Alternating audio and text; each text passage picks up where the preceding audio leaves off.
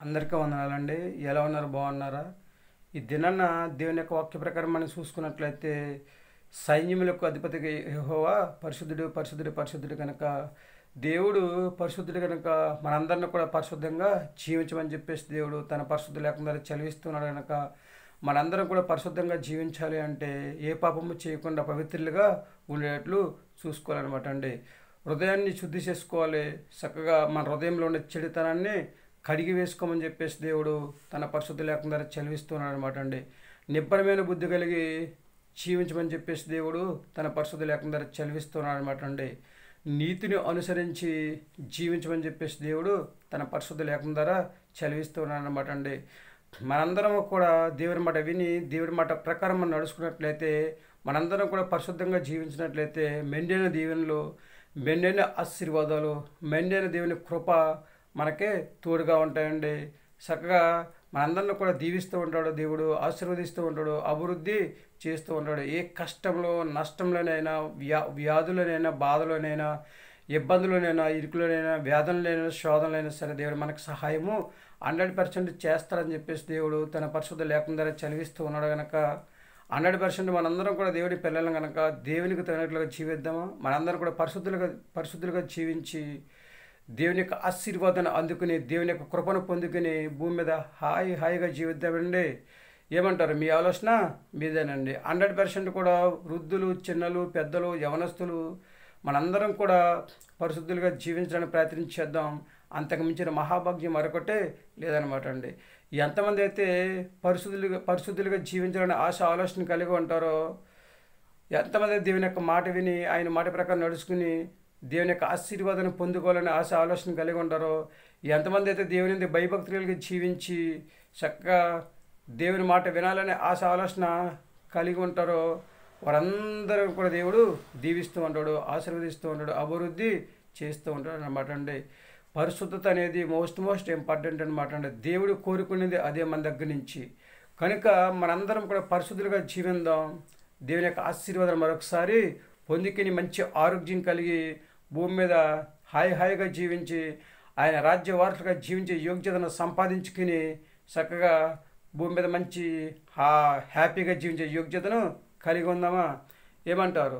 ఎవరైతే దేవుని మాట వింటారో, ఎవరైతే పరిశుద్ధులుగా జీవించాలని ఆలోచన కలిగి ఉన్నారో వాళ్ళందరూ కూడా తల్ల వంచండి. చిన్న ప్రార్థన చేద్దాం.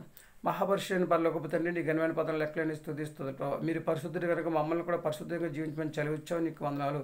పరిశుద్ధ గ్రంథంలో తను అనేక మంది పరిశుద్ధులుగా జీవించి తండ్రిస్తున్నారో నీకు ఆశీర్వాదాలు పొందుకున్నట్లు మేము చూస్తున్నాం. మేము కూడా తండ్రి ప్రభావ నీ మాట విని నీ మాట ప్రకారం నడుచుకుందని పరిశుద్ధులుగా జీవించే యోగ్యతను దయచేయండి. అనారోగ్యంతో బాధపడుతున్న వారిని గర్భిణీ స్త్రీలను దండిస్తున్నావు, బాలింతరాన్ని దండిస్తున్నావు, వివాహం కోసం ఎదురు చూస్తున్న వారిని తండ్రి ప్రభావ, ఉద్యోగం చేస్తున్న వారిని, వృత్తులు చేస్తున్న వారిని తండ్రి ప్రభావ, చేతివృత్తులు చేస్తున్న వారిని దండిస్తున్నావా, వాహనాలు నడుపుతున్న వారిని దండిస్తున్నావా, అలాగే 1 by 1 తండ్రి ప్రతి ఒక్కరిని కూడా దీవించి ఆశీర్వదించి ఎవరికి కావాల్సిన వారికి దయచేసి అందరూ నీ మాట విని నీ మాట ప్రకారం నడుచుకుని దండిస్తున్నావా తండ్రి. చక్కగా తండ్రి పరిశుద్ధులుగా మేము అందరం జీవించే యోగ్యతను మాకు దయచేయండి.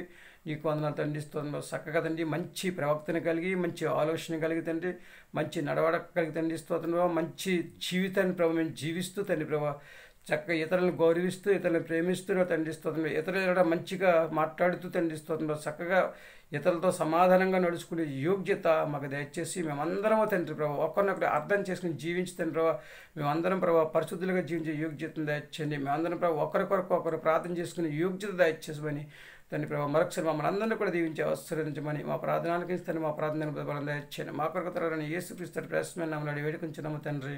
ఆమేన్. అందరికీ వందనాలండి. తిరిగి దేవుని ఆశీర్వాదాలు మీకు తోడుకున్నాను గాక. దేవుడు మమ్మల్ని దీవించి ఆశీర్వదించను గాక. ఆమేన్. దేవుడిచ్చిన మహావచనం కొను బట్టి 100% కూడా మనం ఏదైనా మన జీవితంలో ఒక కార్యం జరగాలన్నా, ఒక మేలు జరగాలన్నా, ఒక శుష్కక్రియ జరగాలన్నా, మన జీవితంలో ఆశీర్వాదాలు కావాలన్నా మనందరం కూడా పరిశుద్ధులుగా జీవించడానికి ప్రయత్నం చేయాలన్నమాట అండి. దేవుని భయభక్తులుగా జీవించాలి. అప్పుడే దేవుడు మనకు ఎప్పుడు ఎక్కడ ఎలా సహాయం చేయాలి దేవుడు సహాయం చేస్తారనమాట అండి. మరి జీవిస్తారా పరిశుద్ధులుగా? ఏమంటారు? మీ ఆలోచన మీదేనండి.